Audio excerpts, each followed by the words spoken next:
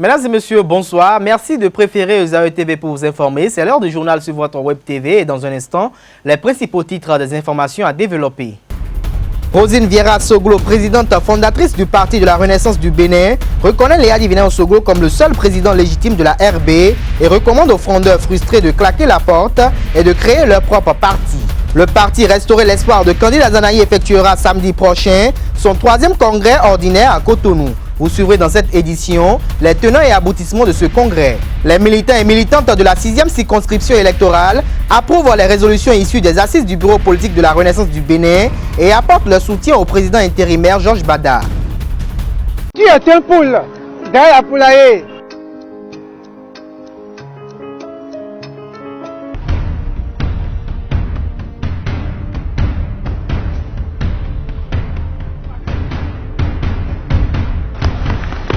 Hein? Dis-moi, pourquoi détruire ce que l'État construit à travers le forage? Détruire quoi? Petit ordu comme ça? Hein? Tu vois ce que je dis? C'est vos déchets jetés dans les collecteurs qui empêchent l'écoulement des eaux et qui créent les inondations. Allez! Allez!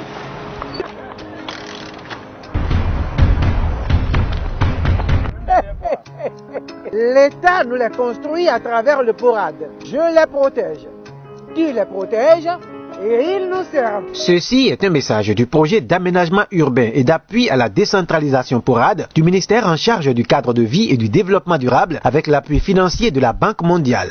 À nouveau, bonsoir. Savoir manquer au débat dans la crise qui secoue la Renaissance du Bénin depuis quelques jours. La présidente fondatrice du dit parti, à travers une conférence de presse effectuée dans l'après-midi de ce lundi, a déploré la démarche des fondeurs et reconnaît Léa Divina Soglo comme président de la RB, élu lors du dernier congrès du parti. Pour celle que beaucoup appellent affectueusement Mémé, compte tenu du poids de son âge, une telle décision ne peut être prise sans l'avis des anciens qui sont les fondateurs de ce regroupement politique et sont même par ailleurs les géniteurs du président déchu et exclu à l'issue de leur assise.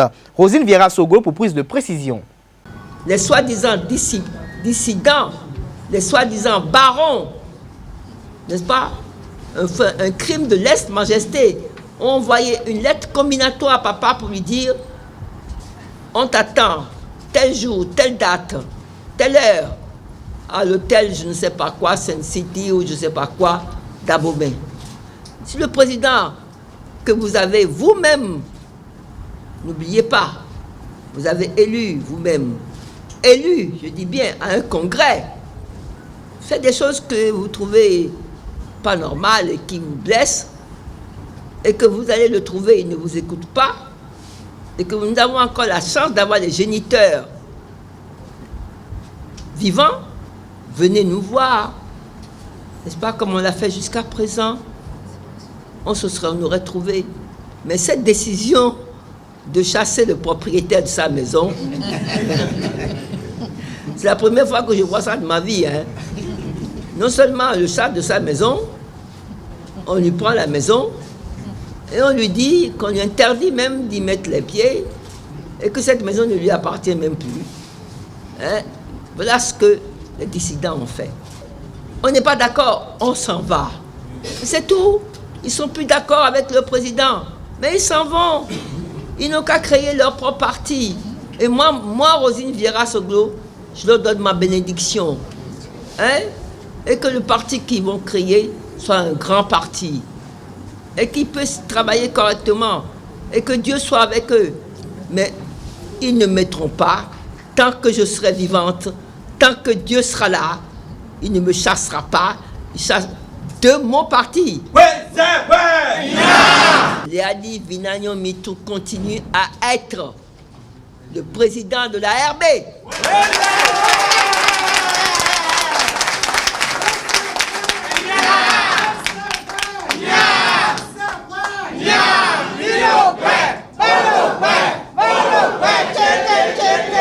Vous parlez. La prochaine fois, c'est m'amener au cimetière. Absolument, absolument, absolument. C'est mon désir. C'est ce que je demande à Dieu tous les jours. Et que ce soit un jour de fête, ce jour-là. Je vous le demande et je vous demande que vous me le promettez. Un jour de fête. que vous dansiez, que vous chantiez, que vous buvez, que vous mangiez, en mémoire de maman, de ce qu'elle fut.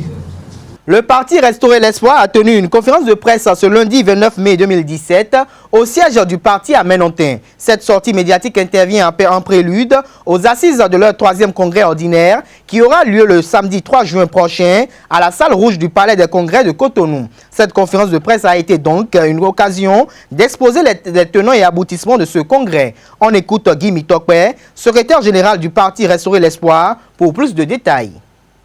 La conférence du 3 juin prochain a pour thème « Crédibilité politique et confiance publique s'engager pour l'intérêt général ».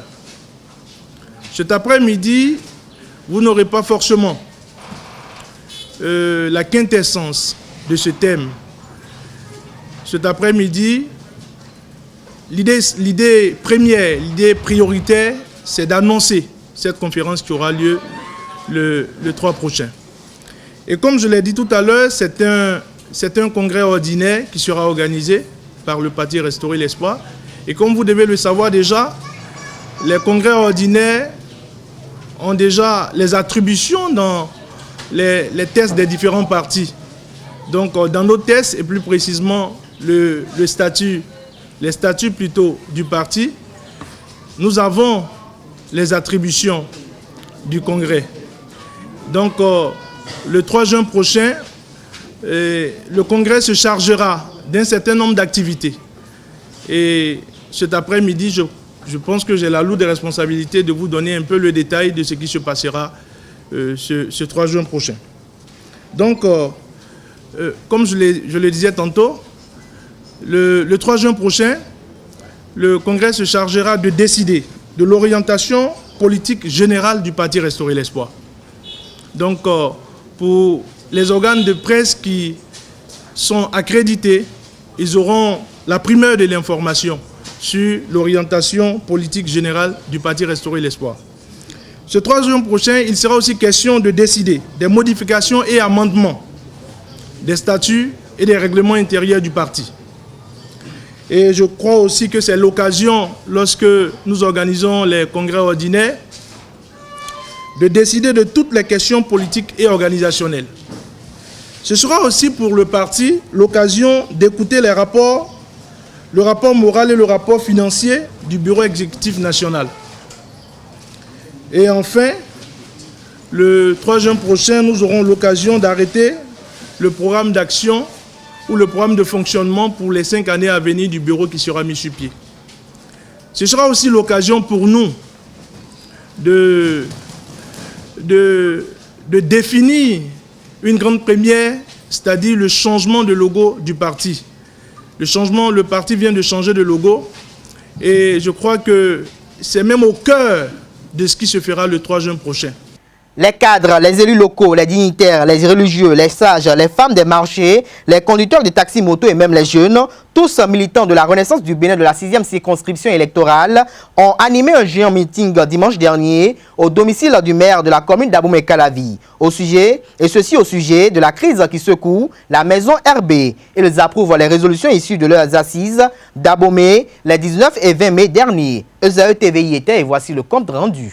Ils apportent le soutien indéfectible au président intérimaire Georges Bada. Les militants et militantes de la Renaissance du Bénin de la 6e circonscription électorale approuvent les décisions issues des assises d'Abomey, lesquelles décisions sont en phase avec leurs aspirations profondes. Camarades militantes et militants, il n'est point secret pour personne que notre parti, la Renaissance du Bénin, vit en son sein depuis quelques années de profond malaise.